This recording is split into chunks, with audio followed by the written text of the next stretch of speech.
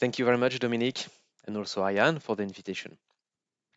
I am very honored and glad to present the W3C technology penetration in Europe on authentication and payment landscape. First, let me introduce my company. At Fime, we have three main activities.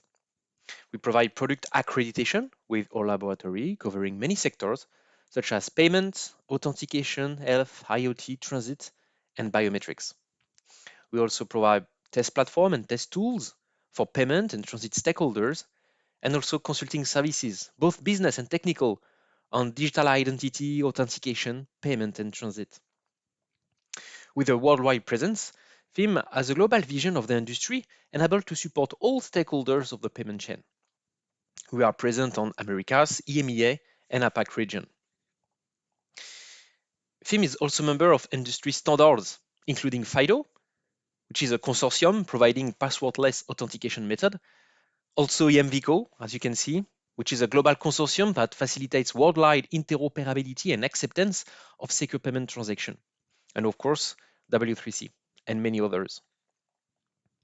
But beyond international and domestic score scheme and authorities, we are supporting solution providers on security and payment industry. But let's focus on secure payment confirmation in Europe. The percentage of the population using internet is quite high in Europe. Almost all people aged between 16 and 74 years old had used internet in 2022. Among those people, 3 users out of 4 had purchased goods or services online. As we can see on the chart, the percentage of e-shoppers increased from 2017 with 65% to reach 75% in 2022. And the proportion of e-shoppers continue to grow over years, even though if the population in Europe tends to decrease. Consumer habits are changing, and we observe an important growth of the share of online payment. New habits, such as buy online, pick up in store, foster online payment adoption. Moreover, the browser and related web technology remain the main channel used by the shoppers. Browser on laptop, on mobile, but also progressive web app and hybrid app.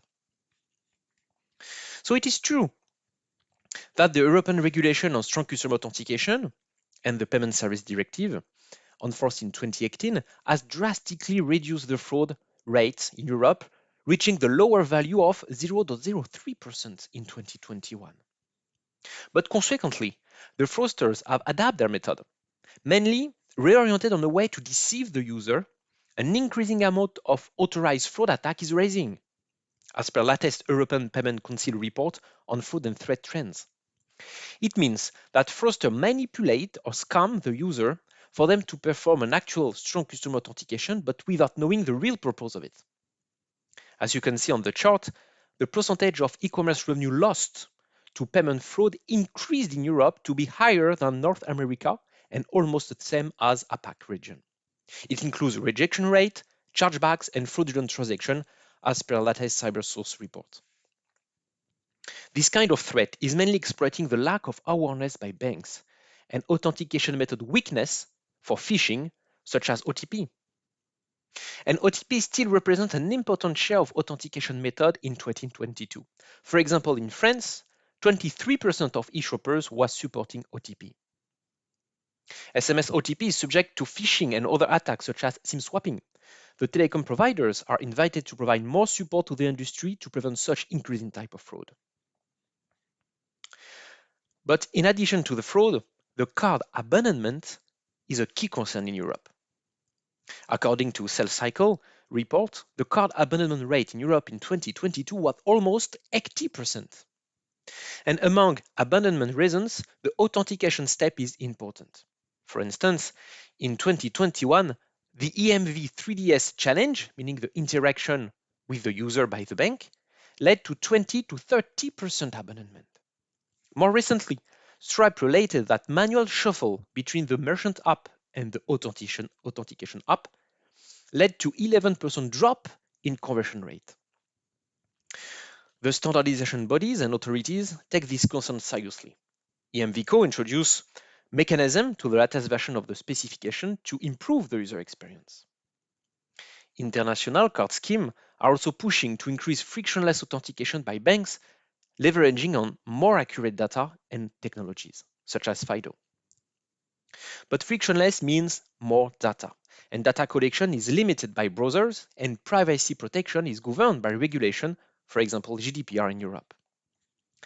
So the payment industry is looking for a solution able to reduce the friction and improve the conversion rate, but also enhance the security and the user authentication to prevent the fraud, which is not an easy balance to find. And then a solution able to ensure user data privacy and consent. W3C is working on user authentication and protocol and technology synergies. For example, the Web Payment Security Interest Group has been created with EMVCO and FIDO to ensure interoperability across protocols. Web Payment Working Group is focusing on solutions for the payment industry, and Web Authentication Working Group is working on authentication solutions and synergies with other standards such as FIDO. SCP is discussed within all these groups. SPC tends to provide an efficient solution for the payment industry. Let's see why. First, SPC is based on FIDO, and FIDO is leveraging on cryptography and biometrics. The solution is phishing and scamming proof. As managed by the browser, the information and the data signature are performed without intermediary. Second of all, SPC is compliant-oriented with European regulation. It offers two-factor authentication with FIDO and a cryptographic evidence of user consent and a transaction context called dynamic linking.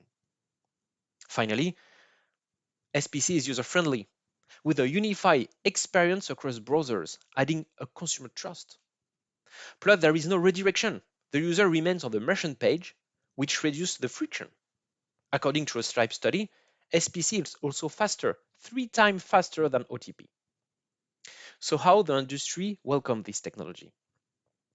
First, it's important to notice that the European online shoppers are used of entering card data. In 2022, half of the e-payment have been initiated with a card. However, the usage of a wallet and payment service provider represents the second most important payment methods, including PayPal for both card and credit transfer, Klarna for buy now pay later solution, or Ideal for instant payment solution. The third most important payment method, described on the chart as other, is linked to loyalties, gift card, and voucher. As the card remains the most important payment method, either manually entered or using a wallet, the card not present fraud attempts continues to grow. For all these reasons, the payment industry is keen to use SPC. For example, EMVCO introduced this technology in 2 of their standards, including EMV3DS, used to perform strong customer authentication in Europe for card-based transaction.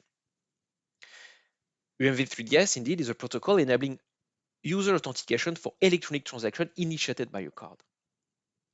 The second one is EMV SRC for Secure Remote Commerce, also known as Click-to-Pay, providing a wallet across card networks to ease the checkout experience and offer a convenient guest checkout option. But beyond EMVCO, international card schemes are also looking for W3C solution, leveraging on FIDO to perform strong customer authentication or IDNV for tokenization or delegated authentication program. Merchant, wallet, PSPs can leverage on such technologies to ensure security and user convenience across Europe. It could be for a non-payment use case, such as a card digitization to add a card on a wallet, for example, or as we saw, during a payment. But the card rail industry is not the only one looking for SPC. Open banking API providers encounter same issue for fraud and user experience. They reach out W3C working group to find out more about how to leverage on SPC technology. The European Card Stakeholders Group, working on SIPA, so the European Zone card standardization, is also looking for synergies and FIDO-related authentication to include that into the ISO 20020T protocol. Swift, as well, supporting SEPA credit transfer, showed interest to leverage on SPC technology. And even more than that, many other standards are considering SPC and more generally W3C authentication protocols to improve and to ensure the user security and convenience as a future-proof solution. For instance, at Fime, we are really interested to deep dive on DBSC or SHIPS for fraud mitigation in payment landscape, DBSC for device-bound session credential technology. We are thrilled to see next steps and how W3C will take a bigger place in the European payment landscape in the future. Thank you very much. If you have any question, do not hesitate to reach out to me.